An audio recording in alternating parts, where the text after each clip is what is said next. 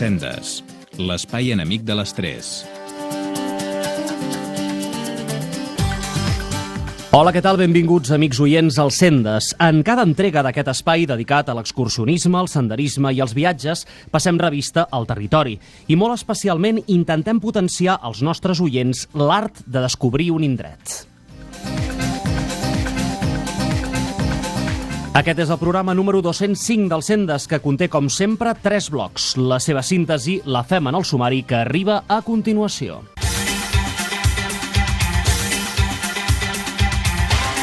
Terraprim és un terme geogràfic genuïnament empordanès que s'ateny al rerepaís, més aviat planer, que hi ha terra endins del mar Mediterrani.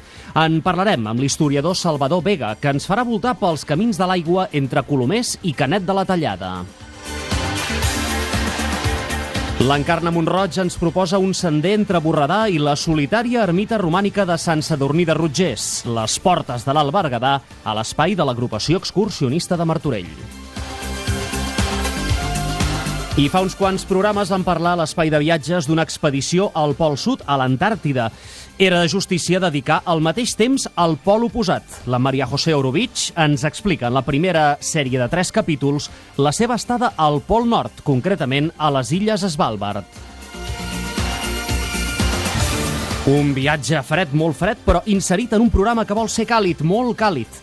Escalfem motors plegats? Doncs va, que marxem.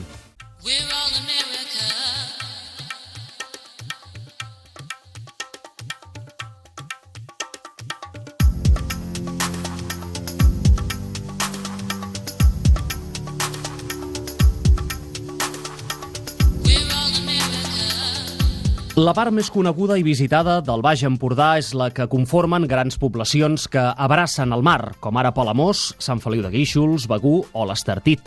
Al seu darrere, sentint-se còmodes enmig d'un cert anonimat i tranquil·litat, hi ha uns territoris encara prou rurals que són l'altra cara de la comarca. Una de les rutes que fa possible al visitant amarar-se de l'altre Empordà, d'aquest Empordà interior, és la dels Camins de l'Aigua. Neix a Colomers, passa per Jàfera, per Verges, per Bellcaire i mor a l'Escala i ressegueix el curs del Rec del Molí, veí del riu Ter. En Salvador Vega, historiador i membre de l'Institut d'Estudis del Baix Empordà, és qui ens explica els molts encants que té aquesta ruta que es vertebra des del Rec del Molí. La ruta consisteix en anar seguint el curs d'aquest rec, passant per diverses poblacions, Colomers, Jàfera, Verges, ens desviem cap a Canet per visitar uns elements interessants i una altra resclosa que hi ha allà, que és la que dona naixement al rec de Molí de Gualta, que és el que alimenta els arrossos del marge dret, del Baix Ter, per tant els arrossos de Pals. Ja el que fem després és recuperar el fil del rec per anar cap a la zona de Bellcaire, travessem el pla de Bellcaire, rasquem el terme del Bons i ja ens plantem a l'Escala. I aquest és el recorregut. Anar seguint els diversos molins i tota una sèrie d'elements patrimonials i naturals que es van descobrint pel camí. La ruta és llarga i per aquest motiu en Salvador ens parlarà de la seva primera meitat. Val a dir que la podem fer a peu o en bicicleta, que és apta per tots els públics, que es desenvolupa sobre uns terrenys eminentment planers i que compta amb bones indicacions per no deixar passar cap dels punts d'interès que tot seguit us detallem.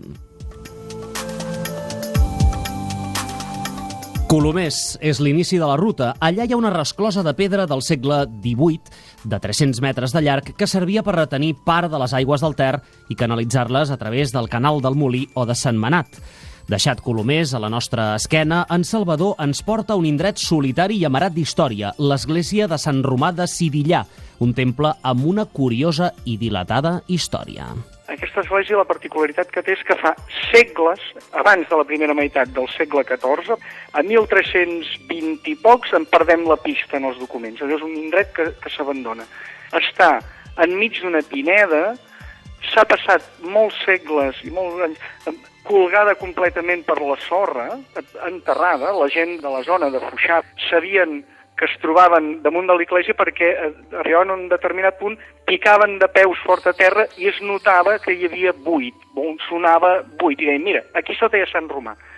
Llavors, als anys 80, es van fer una sèrie d'activitats, almenys per desenterrar-la, consolidar-la una mica, I el valor que té és extraordinari per moltes raons. Una d'elles és el fet que és preromànica, del segle VIII concretament. Com a tal, conté arcs de ferradura. Una altra diferència respecte al romànic és el fet que l'absis no és rodó, sinó trapezoidal, i que està lleugerament desplaçat de l'eix principal de l'edifici. I encara una altra diferència, a més de les tradicionals portes d'entrada que miren cap al sud, en el cas del romànic, hi ha també una segona porta just a la banda contrària, al nord. Per aquesta porta hi entraven els feligresos, els oficis religiosos, en contraposició a la porta principal en la que ho feien els sacerdots, segons marcaven els ritus visigòtics. La ruta continua fins al molí de la Salvetat, a Jàfera. Ara abandonat, mostra encara tots els elements que el feien funcionar. Se'n deia de la Salvetat perquè, en època medieval, les salvetats eren espais que quedaven protegits de la violència feudal. Es concentraven en un radi de 30 passes al voltant de les esglésies i es constituïen com a sagreres. Aquest molí era un refugi per la població, un dels molts, altres que es troben a l'Empordanet. Som, de fet, enmig dels terraprims de l'Empordà, una unitat geogràfica específica d'aquestes contrades que aniria des de Banyoles i fins les terres del Fluvià.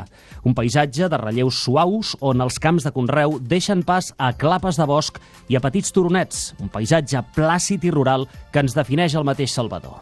El terraprim ja és la zona on comença a haver-hi una mica un suau relleu, és relleu, però és un suau relleu, i justament se'n diu terraprim perquè la terra conreable realment és més prima.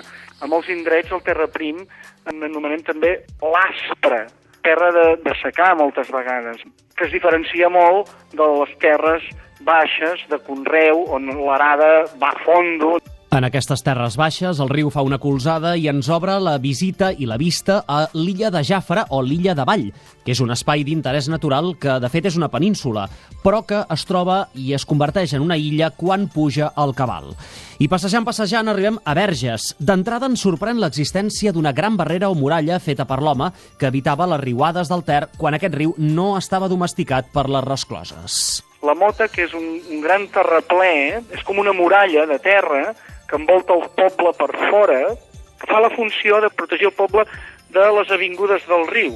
Des dels anys 60, el riu Ter, que està castrat pels pantans, Susqueda, el Pastoral, li han tallat la vitalitat, però abans que existissin aquests pantans, el règim hidrogràfic del Ter feia que tant a la primavera com a la tardor tinguessin unes grans riuades, ocasionalment. Històricament era imprescindible. El camí passa per sobre i et pots passejar per sobre la Mota. Tenim documentats inclús mapes del segle XVIII on apareixen il·lustracions de com s'havia de fer per construir bé una mota. A Verges s'hi poden visitar també els antics rentadors, l'abeurador, el peu de les muralles i el rec del Fossar i, a més, un molí que és del 1293. Estem arribant ja a la fi de la proposta, però abans saludarem el poble de Canet de la Tallada. Unes arbredes de ribera amb pollancres i plàtans de gran envergadura, conegudes com les Feixes o el Jardí del Rei, són la primera visió que en tenim. I a l'illa de Canet, un espai natural, potser hi veurem fins i tot llúdrigues, això sí, si tenim una mica de paciència. Però a Canet també hi trobareu al voltant del camí un roure monumental, l'antic camp d'aviació de la Guerra Civil i un refugi antiaeri. Podem acabar, doncs, la ruta del Camí de l'Aigua o del Rec del Molí entrant en aquest refugi. Un avís, però, abans pels navegants, perquè a dintre hi ha una darrera sorpresa, una colònia de ratpenats que han trobat el seu hàbitat en aquest raconet plàcid de l'Empordà interior.